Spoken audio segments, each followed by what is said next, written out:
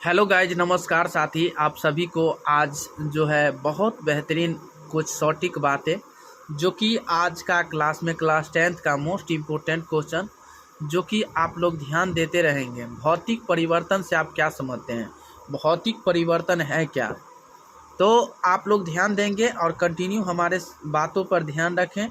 और तो चलिए आप लोग को बीच बताते हैं, बहुत बेहतरीन तरीक़ा से बताने वाले हैं जो कि हमारे साथ कंटिन्यू बने रहें।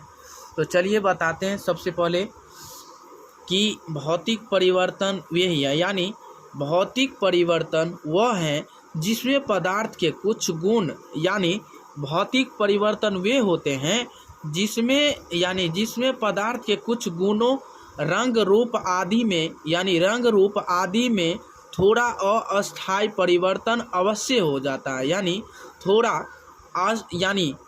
थोड़ा अस्थायी परिवर्तन अवश्य हो जाता है, किंतु उसके मूल संगठन और द्रव्यमान में कोई परिवर्तन नहीं होता और इस परिवर्तन के फलस्वरूप कोई नया पदार्थ नहीं बनता, यानी नहीं बनता है। ठीक है ना।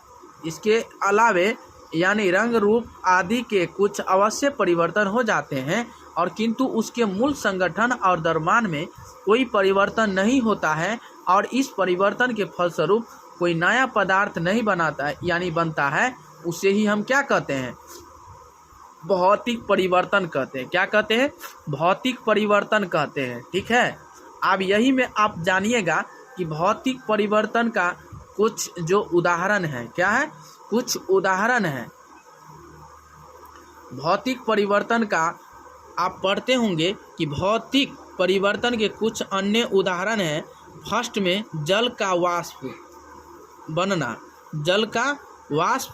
बनना। ठीक है। तो जल का वाष्प बनना क्या है, तो जल एक द्रव है और गर्म करने पर ही जल वाष्प गैस में परिवर्तित हो जाता है, किंतु जल वाष्प को ठंडा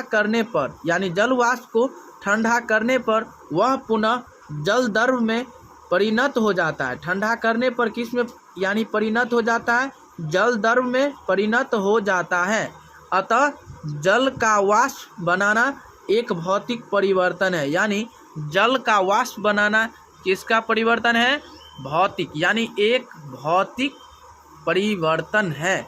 चलिए दूसरा पॉइंट यही का भौतिक परिवर्तन का दूसरा जो पॉइंट है, उदाहरण के लिए नमक का जल में विलयन करना, यानी नमक का जल में विलयन करना। नमक को जल के साथ मिलाने पर नमक जल में घुल जाता है। प्राप्त विलयन को वाष्पित कर जल को उड़ा देने पर पुनः ठोस नमक प्राप्त हो जाता है। इस नमक और पहले वाले नमक के गुणों में कोई अंतर नहीं रहता है, अतः नमक का जल में घुलकर विलयन बनना एक भौतिक परिवर्तन है। ठीक है। एक कौन सा परिवर्तन है, भौतिक परिवर्तन है। तो चलिए उम्मीद करते हैं बहुत अच्छा से जान गए हैं। तो चलिए अगले नंबर क्वेश्चन बताते हैं, मोस्ट इम्पोर्टेंट। आज जो रासायनिक परिवर्तन के बारे में बहुत बेहतरीन तरीक़ा से कुछ बताने वाले हैं। तो रासायनिक परिवर्तन के बारे में हमारे साथ कंटिन्यू जुड़े रहें और ऐसा वीडियो पाने के लिए आप लोग कंटिन्यू हमारे साथ कंटिन्यू इसे सब्सक्राइब कीजिए, लाइक कीजिए, कमेंट कीजिए, शेयर करें। तो बताइएगा रासायनिक परिवर्तन है क्या। तो रासायनिक परिवर्तन से आप समझते क्या है, तो ध्यान दीजिएगा कि रासायनिक परिवर्तन वह परिवर्तन है, ध्यान दीजिएगा, रासायनिक परिवर्तन वह परिवर्तन है जिसके फलस्वरूप पदार्थ नए पदार्थ में, यानी तो बताइएगा फलस्वरूप पदार्थ नए पदार्थ में परिवर्तित हो जाता है, जिसके गुण, संरचना, द्रव्यमान आदि मूल पदार्थ से पूर्णतः भिन्न होते हैं और परिवर्तन लाने वाले कारण को हटा लेने पर भी पदार्थ अपनी मूल अवस्था में नहीं आता है। उसे ही हम रासायनिक परिवर्तन कहते हैं। उसे ही हम क्या कहते हैं, रासायनिक परिवर्तन कहते हैं। आप समझ गए कि रासायनिक परिवर्तन वह परिवर्तन है जिसके फलस्वरूप पदार्थ नए पदार्थ में परिवर्तित हो जाता है, जिसके गुण, संरचना, द्रव्यमान आदि मूल पदार्थ से पूर्णतः भिन्न होते हैं और परिवर्तन लाने वाले कारण को हटा लेने पर भी पदार्थ अपनी मूल अवस्था में नहीं आता है, उसे ही हम रासायनिक परिवर्तन कहते हैं। तो रासायनिक परिवर्तन का कुछ ये जो उदाहरण है तो आप लोग ध्यान देंगे और ये बातें सुन लेंगे।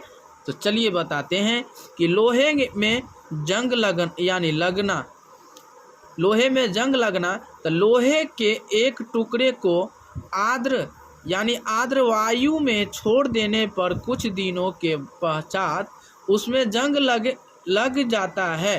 जंग के गुण लोहे के गुण से सर्वथा भिन्न होते हैं।